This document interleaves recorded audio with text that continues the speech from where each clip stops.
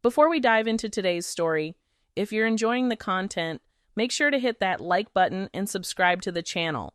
Your support helps me create more videos for you. Don't forget to click the notification bell so you never miss an update. Now let's continue the story. I had never thought that spending time like this with Max, my dog, while Ethan, my husband, was away, could turn into such an unforgettable evening. It all began a few weeks ago when Ethan left me and Max at the house, heading out on another business trip. The house always felt unnervingly quiet when he was gone, a kind of silence that seemed to amplify the emptiness around me. Over the years, I had grown used to this pattern. His business trips were a regular occurrence, often lasting several days or even weeks. I couldn't fault his work. It provided for our comfortable suburban lifestyle, our expansive backyard, and the house that, more often than not, felt like it was just for Max and me. Max, our loyal Labrador, had been with us for over 5 years. We had brought him home as a clumsy, energetic puppy, and since then he had become my steady companion. While Ethan's job kept him tied up with long hours or faraway meetings, Max was always there. He greeted me with a wagging tail, a warm nuzzle, and those soulful brown eyes that seemed to understand more than a dog ever should. Tonight was one of those nights when the quiet of the house felt especially suffocating.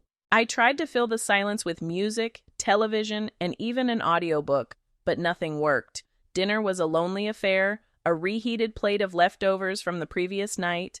Afterward, I curled up on the couch with a glass of wine in hand, while Max lay sprawled across the floor near my feet. He always stayed close, as if sensing how much I needed his presence during these solitary evenings. Reaching down, I rested my hand on his soft, golden fur. "Looks like it's just you and me tonight, huh?" I murmured, my voice barely audible. Max let out a soft, contented sigh, his tail thumping gently against the floor in response. The bond we shared had always been unique.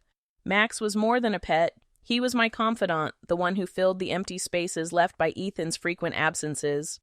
Over time, I'd realized how deeply I leaned on him for comfort. It wasn't just his loyalty or his gentle disposition. It was the way he seemed to see me, to understand the emotions I couldn't put into words. The evening dragged on, the minutes creeping by at a torturous pace. I scrolled aimlessly through my phone, glancing at photos of friends with their families, their happy smiles a stark contrast to the solitude that surrounded me.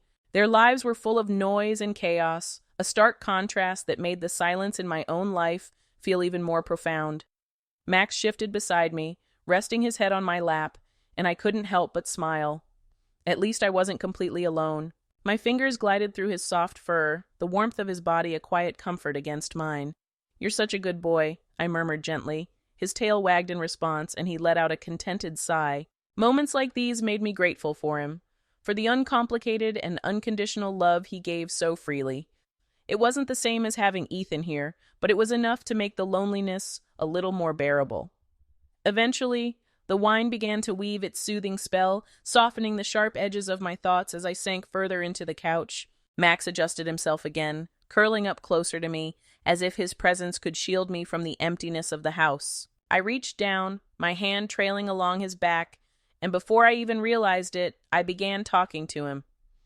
"You know, Max, sometimes I wonder if Ethan even notices how much time he spends away," I said, my voice quieter now, tinged with a hint of vulnerability.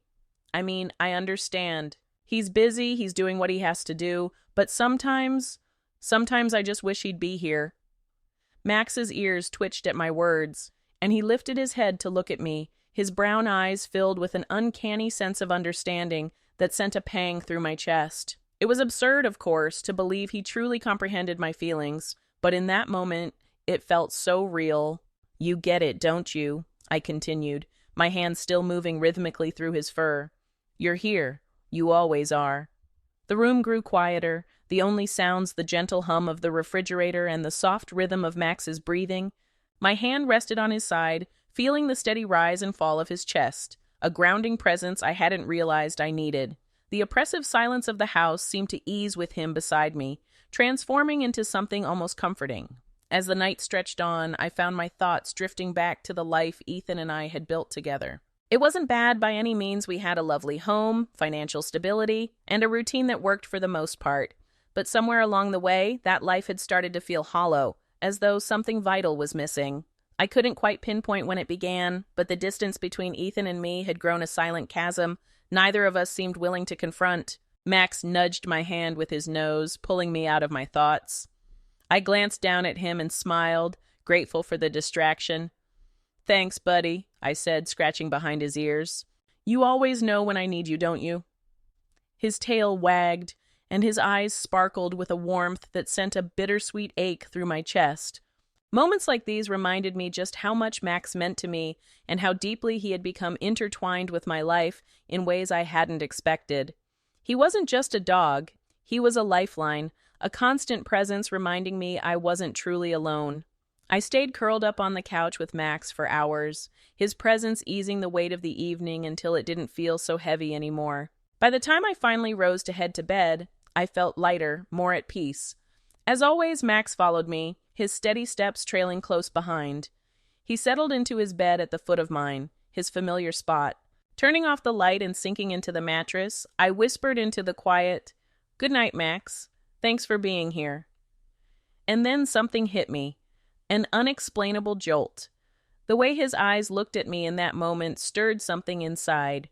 Maybe it was the wine, maybe it was the loneliness, or perhaps it was the restless longing for a spark of excitement in the solitude. I didn't understand it then, not fully, but soon enough, I would. That realization would lead me down paths I never thought I'd tread. The next morning, I woke to the rhythmic thumping of Max's tail against the floor. He always seemed to know when I needed an extra nudge to start the day. His golden eyes peered over the edge of the bed, and I couldn't help but smile as he let out a soft, cheerful bark, as if to say, "Good morning. Let's get moving." I swung my legs over the side of the bed, leaning down to scratch his head as he nuzzled against me. All right, I'm up," I said with a laugh. Max darted toward the bedroom door, pausing to glance back at me as if to make sure I was following. It had become our routine, his quiet way of insisting that life goes on, even when the house felt too big and far too quiet without Ethan around. After breakfast, Max trotted to the sliding glass door that led to the backyard, his tail wagging in anticipation of the day ahead. I grabbed Max's leash from the hook by the door, and his excitement became palpable, his entire body practically vibrating with energy. A walk was exactly what I needed to clear my head and shake off the lingering weight of last night's thoughts. The neighborhood was just beginning to stir, the streets quiet save for the occasional chirping of birds and the distant hum of a lawnmower. Max stayed close to my side as we walked, his leash slack, his steps in perfect rhythm with mine. It was one of the things I loved most about him, his calm, steady presence. Even when my world felt chaotic, Max had a way of grounding me, reminding me to stay present and focus on the moment. As we approached the park, I decided to let him off the leash. He bounded ahead, his ears flopping joyfully as he ran. Watching him like that, so carefree and full of life, brought an unbidden smile to my face. His happiness had a way of lightening my own mood. I found a nearby bench, sat down, and let the warmth of the morning sun wash over me while keeping an eye on him. Max was chasing a squirrel now, his movements more playful than predatory. "You're ridiculous, you know that?" I called out with a laugh. He stopped, turned, and trotted back toward me, his tail wagging furiously, his tongue lolling out of his mouth. Flopping down at my feet, he let out a contented sigh. For a while, we just sat there, soaking in the tranquil morning together. As often happened when it was just the two of us, I found myself talking to Max. There was something oddly comforting about it, as if he were a sounding board for the thoughts I didn't know how to share with anyone else. "I don't know, Max," I began, leaning down to rub his ears. "Do you ever think about what life would be like if things were different? If we weren't stuck in the same routine day after day?" He looked up at me with those big, expressive eyes, and for a fleeting moment, it felt like he was truly listening. It was silly, of course, to think he could understand the complexities of my thoughts. But in moments like this, it felt almost possible. "I mean, don't get me wrong," I continued, my hand idly stroking his fur. "I'm grateful for what we have, but sometimes it feels like something's missing, you know?" I sighed, leaning back against the bench. "Ethan, he's a good man, but he's always gone.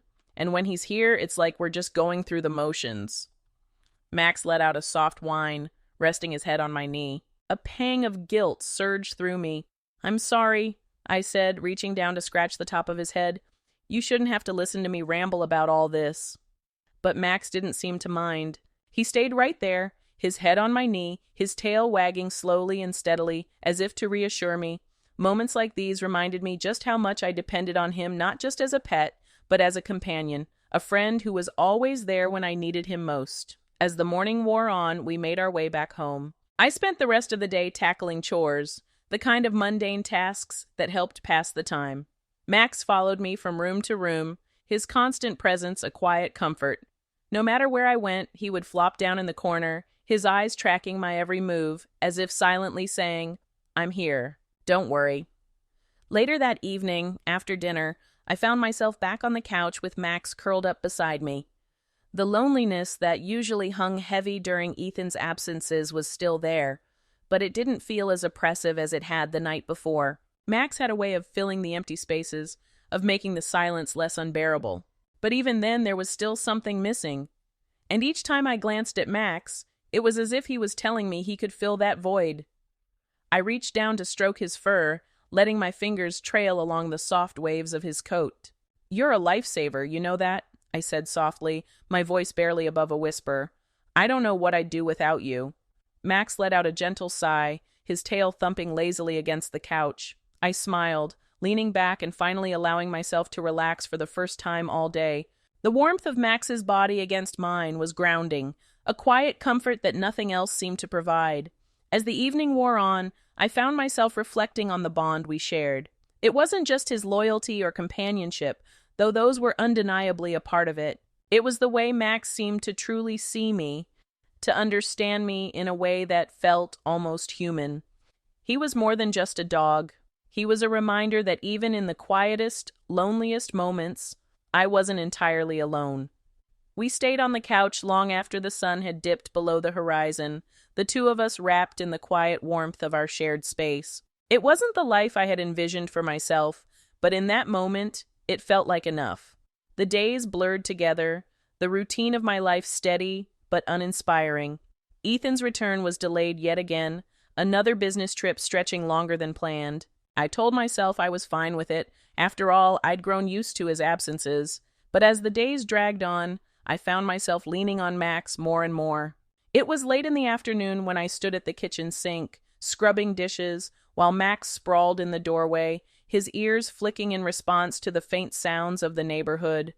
Golden light poured through the window, bathing the room in warmth, but I still felt a chill deep inside. My thoughts wandered, weighed down by the familiar ache of loneliness, until I finally broke the silence. "Max," I called softly, my voice barely audible. He lifted his head, his eyes meeting mine with a look that seemed to sense the shift in my mood. I exhaled and grabbed his leash. "Let's get out of here." With no particular destination in mind, I led Max to the car. The act of leaving the house felt like a small rebellion against the monotony of the day. Max sat in the passenger seat, his head out the window, his fur ruffling in the breeze. His infectious joy lifted my spirits, and for the first time that day, I found myself smiling. Eventually, we arrived at a nature reserve on the outskirts of town. The walking trails were quiet, the kind of place where the only sounds were the gentle rustling of leaves and the distant chirping of birds. I let Max off his leash, watching as he bounded ahead, his tail wagging with uncontainable enthusiasm. He had always loved the outdoors, and seeing him so full of energy and joy eased the ache that had settled in my chest. I followed him down the winding trail, the soft crunch of gravel beneath my feet grounding me in the present. Max darted between the trees, pausing now and then to glance back at me, as if to make sure I was still there. His excitement was infectious, and for the first time in what felt like days, I felt a sense of calm washing over me, the tension in my shoulders easing as I breathed in the crisp, clean air. As we walked, my thoughts drifted to the life I had built with Ethan. I loved him, or at least I thought I did, but lately, that love felt more like a routine than a feeling, a quiet companionship that no longer held the spark it once did. In his absence, it had been Max who filled the void, his unwavering loyalty soothing the restlessness of my heart in ways I hadn't anticipated.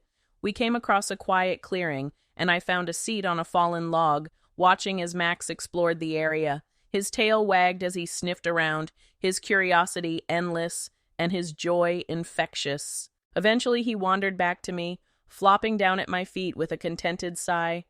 Reaching down, I scratched behind his ears, smiling as he nuzzled against my hand. His warm, steady presence grounded me once again. "You're my rock, you know that?" I said softly, my voice barely above a whisper. Max lifted his head, his expressive brown eyes meeting mine with a warmth that made my chest tighten.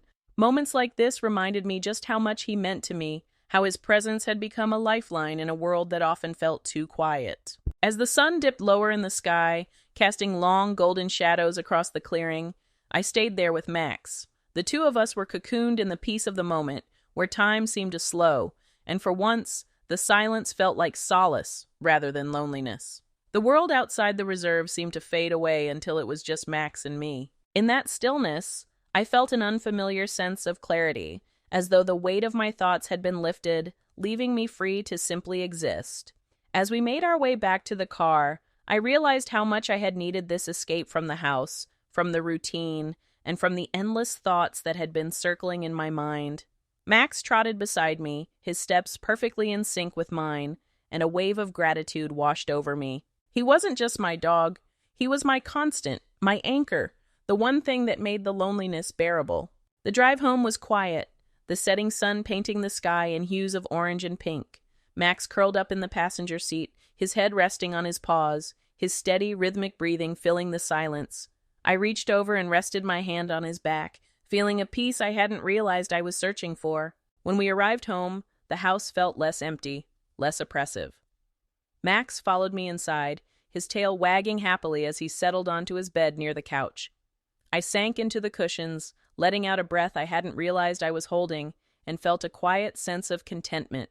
The bond I shared with Max was unlike anything else in my life, pure, uncomplicated, and unwavering. That night, as I lay in bed with Max curled up at my feet, I found myself reflecting on the connection we shared. It wasn't something I could easily put into words, but it was real tangible in a way that filled the empty spaces left by Ethan's absence. Max wasn't just a dog to me. He was my partner, my confidant, and in many ways, my closest friend. For now, that was enough, or was it? The following night, as darkness fell, it seemed heavier, more impenetrable than usual. The kind of inky blackness that enveloped the house seemed to press against the windows, wrapping everything in an oppressive stillness. The air felt heavy, charged, as though a storm lingered just beyond the horizon. Max padded silently beside me as I moved through the house, his quiet presence a grounding force.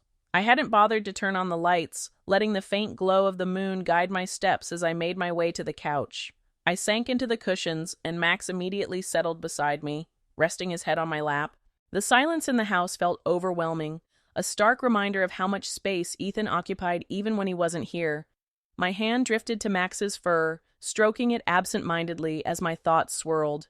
"You're all I have right now," I murmured, my voice barely audible in the stillness. Max let out a soft huff, his tail thumping gently against the couch. He lifted his head to look at me, his golden eyes filled with an understanding that sent an ache through my chest. I exhaled shakily, my hand stilling on his fur. "It's just us, isn't it? You and me," I whispered, the words heavier than I intended. Max didn't seem to mind. Instead, he nuzzled closer, his warmth seeping into me as the weight of my loneliness pressed harder. There was something different about our connection that night, something stronger, more profound. It wasn't just the comfort of his presence or the way he seemed to mirror my every emotion. It was deeper than that, a bond that defied words or logic.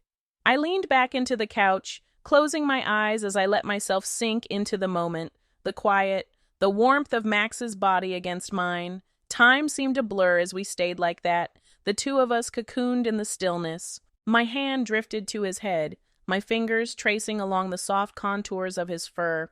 My fingers traced the soft curve of Max's ears, and he let out a low, contented sigh, his tail wagging gently against the couch. The steady rhythm of his breathing filled the room, grounding me in a way I hadn't felt in weeks. I opened my eyes, glancing down at him, and his gaze met mine. For a fleeting moment, everything else faded away. The room, the empty house, the ache of Ethan's absence. It all dissolved, leaving just the two of us. My hand lingered on his head, my fingers brushing through his fur as an inexplicable pull settled deep within me.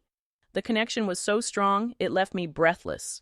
Max shifted closer, his warmth a soothing balm to the cold emptiness that had taken root in my chest. I leaned forward slightly, resting my forehead against his. Closing my eyes again, I let the moment wash over me, a mix of comfort and longing, gratitude, and something deeper that I couldn't quite name. "I don't know what I'd do without you," I whispered, my voice trembling ever so slightly. Max responded with a soft nuzzle, his nose brushing gently against my cheek. His tail wagged once more, as though he understood, as though he felt the same unspoken bond that had grown between us. The minutes stretched on, the world outside forgotten as I stayed there with Max. The connection between us wrapped around me like a lifeline.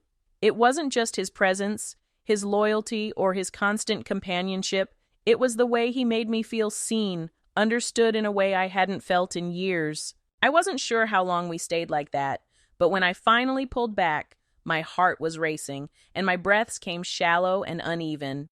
Max's eyes locked onto mine, his expression calm yet intense, as though he were waiting for something. My hand lingered on his head, my fingers drifting down to his collar as I struggled to put into words what I was feeling. But there were no words for this, no way to articulate the depth of what Max had come to mean to me, how his presence had filled the empty spaces in my life. All I could do was sit there, my hand resting on his fur, my heart pounding as I tried to make sense of the moment. Eventually, I leaned back against the couch, my hand still on Max as he settled beside me once more. The weight of the moment lingered, a quiet reminder of the bond we shared, of how he had become so much more than just a dog to me. As the night wore on, a sense of clarity washed over me, not born of logic, but something deeper, more instinctive. Max had always been my anchor, my constant in a world that often felt too chaotic, too lonely. And in that moment, I realized just how much I needed him, not just as a companion, but as a lifeline, a reminder that I wasn't alone. The house remained silent as I finally made my way to bed, Max trailing close behind. He curled up at the foot of the bed, his quiet presence reassuring me that I wasn't entirely alone. Lying there in the darkness, my thoughts continued to swirl, but my heart felt a little lighter, a little more at peace. As I drifted off to sleep, I whispered into the stillness, "Thank you, Max, for everything." He looked at me in a way that seemed to reflect my own feelings of loneliness, the desire for something more, for excitement. His gaze spoke volumes, as though he was telling me he could give me what I craved when Ethan was away. Something deep within me shifted, leaving me questioning whether I should resist or give in to the temptation. I shook my head, whispering to myself, "No, I can't do this." But a part of me, an undeniable part, wanted to find out. Perhaps later, I would give in. But not yet. I wasn't ready. The next morning, sunlight streamed through the bedroom window, casting a warm, golden glow across the room, as though the day held the promise of something new. I blinked awake, the weight of the previous night still lingering in the recesses of my mind. Max was already awake, sitting patiently by the bed, his tail sweeping the floor in slow, deliberate movements. "Morning, buddy," I murmured, reaching down to scratch behind his ears. He leaned into my hand, his warm breath brushing against my wrist. It was such a simple gesture, yet it carried a weight I hadn't noticed before. As I moved through the house, getting ready for the day, Max followed me from room to room. His quiet presence was a constant comfort, grounding me in ways I hadn't fully appreciated until now. The events of the night before remained vivid and raw, as though they had etched themselves into my memory. Something had shifted between us, something fundamental, though I couldn't yet pinpoint what it meant. After breakfast, I found myself back on the couch, Max resting at my feet. The silence in the house felt different today, less oppressive, more like a cocoon than an empty void. My fingers trailed through Max's fur, the repetitive motion calming as my mind wandered, trying to make sense of the emotions swirling within me. For years, I had buried my feelings, pushing them down beneath the surface to keep life moving smoothly. But Max had a way of pulling them away from me, making me confront the loneliness I had tried so hard to ignore. His unwavering loyalty, his quiet understanding, it had been a lifeline, one I hadn't realized I needed until it was too late. Max was looking at me with those eyes again, and all of a sudden, I just couldn't resist it anymore. We had a bond so close, I just needed to give in. It was as if he was telling me that he could fill my void of loneliness with some excitement. I leaned in towards him, and he immediately knew. I kissed him, and there was such a tension between us that I can't quite name. His tail was moving very fast, and of course, I can't go into full details, but I can tell that I let myself go. I went on my knees and turned around. Wow, when Max was doing his thing, I could have never imagined that it could be that good. The bond we shared even strengthened what we were doing. It was so amazing. After, I think, 30 to 40 minutes, he finished, and I sighed, leaning back against the cushions. "What are we doing, Max?" I asked softly, my voice tinged with a mix of wonder and confusion. He looked up at me, his golden eyes meeting mine, and for a moment it felt like he was waiting for an answer too. The rest of the day passed in a haze of mundane tasks and fleeting moments of clarity.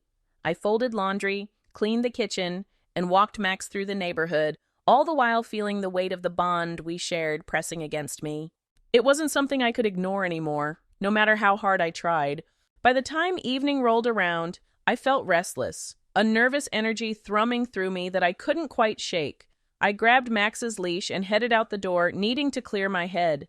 The air was crisp and cool, the faint scent of wood smoke drifting on the breeze as we made our way to the park. The paths were quiet, lit only by the soft glow of the street lamps and the occasional flicker of headlights in the distance. Max trotted beside me, his step steady and confident as he matched my pace. I let him lead the way, trusting his instincts as we wandered deeper into the park. We eventually found ourselves at a secluded clearing, the grass damp with dew, and the air humming with the quiet sounds of the night. I sat down on a bench, Max settling at my feet, his body warm against the coolness of the evening air. Overhead, the stars sparkled brightly, scattered across the sky like shards of glass, and for a moment, the weight of the world seemed to lift from my shoulders. Max shifted slightly, resting his head on my knee, and I reached down to stroke his fur. The familiar motion grounded me, a soothing balm to my restless thoughts. "You've always been here for me, haven't you?" I murmured softly, my voice carrying in the stillness of the night. Max responded with a quiet whine, his tail thumping gently against the ground. It was such a small gesture, yet it filled my chest with a warmth that pushed back the lingering shadows of doubt and loneliness. Max wasn't just my dog, he was my partner, my anchor, my constant in a world that so often felt too vast and too empty.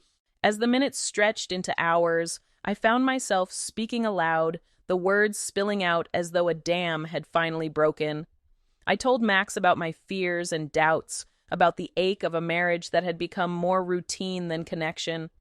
I spoke of the countless nights spent alone, of the moments when his presence had been the only thing holding me together. Through it all, Max stayed by my side, his quiet presence a reminder that I wasn't truly alone. His loyalty, his unwavering love, it was unlike anything I'd ever known. It filled the spaces in my heart I hadn't realized were empty. The drive home was quiet, but it wasn't the kind of silence that felt hollow. Instead, it was full of meaning, a comforting stillness that resonated deeply. Max curled up in the passenger seat, his eyes slowly closing as the steady rhythm of the road lulled him to sleep. I glanced over at him, a small smile tugging at the corners of my lips, and reached out to brush my fingers gently against his fur. When we arrived home, the house felt different, warmer, more inviting than it had in weeks. Max followed me to the couch, where he settled beside me as I curled up beneath a soft blanket. The quiet companionship we shared was enough, a reassuring reminder that even in my loneliest moments, I wasn't truly alone. I let my head rest against the back of the couch, my fingers tracing absent patterns through Max's fur. "You're my rock," I whispered, my voice carrying the weight of everything I couldn't put into words. I sat down on a bench, Max settling at my feet, his warm body a comforting contrast to the coolness of the evening air. Above us, the stars scattered across the sky like shards of glass, their brightness cutting through the darkness. For a brief moment, the weight of the world seemed to lift from my shoulders. Max shifted slightly, resting his head on my knee, and I instinctively reached down to stroke his fur.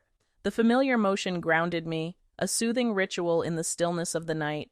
"You've always been here for me, haven't you?" I whispered softly, my voice carrying in the quiet air. Max responded with a low whine, his tail wagging gently against the ground. It was such a small thing, yet it filled my chest with warmth, chasing away the lingering shadows of doubt and loneliness. Max wasn't just my dog, he was my partner, my anchor, the constant in a world that often felt too vast and too empty. As the minutes stretched into hours, the words began to spill out, unstoppable, like water breaking through a dam. I told Max about my fears and my doubts, about the ache of a marriage that had become more routine than connection. I spoke of the long, quiet nights, the moments when his presence was the only thing that kept me from falling apart. And through it all, Max remained by my side, his quiet presence a reassurance that I wasn't truly alone. His loyalty and love were unlike anything I had ever known, filling spaces in my heart I hadn't realized were empty. The drive home was quiet, but it wasn't the emptiness I had felt so many times before. It was a silence filled with meaning, a peaceful stillness that resonated deeply. Max curled up in the passenger seat, his eyes slowly closing as the gentle rhythm of the road lulled him to sleep. I glanced over at him, a soft smile tugging at my lips, and reached out to brush my fingers gently along his fur. When we arrived home, the house felt different, warmer, more inviting than it had in weeks. Max followed me to the couch, where he settled beside me as I curled up beneath a blanket. The quiet companionship we shared was enough a reminder that even in the loneliest moments, I wasn't truly alone. I leaned back against the couch, letting my head rest as my fingers traced idle patterns through Max's fur. "You're my rock," I whispered, the words soft but heavy with meaning, a quiet acknowledgement of everything he had become to me. I whispered, my voice thick with emotion. "You've always been my rock." Max shifted closer, his body pressed against mine, and his tail wagged softly in response. The connection between us was undeniable, a bond that transcended words or explanations. It was something I didn't fully understand, but I knew it was real, and that was enough. As the hours passed, the house grew quieter, the world outside fading into the stillness of the night. I stayed on the couch with Max, his presence a steady comfort as I allowed myself to drift into a peaceful haze. Whatever the future held, I knew one thing for certain: Max would be there. His loyalty was unwavering, his love a constant in a world that often felt unpredictable. For the first time in weeks, I felt a sense of clarity, a quiet certainty that I wasn't alone. As I drifted off to sleep, Max curled up beside me. I knew that whatever came next, we would face it together. But as I lay there, a thought crept into my mind. Was it okay, what we had done? Am I just weird? Or is this something many people feel? I didn't have the answers. What do you think of it? Please let me know in the comments. Thank you.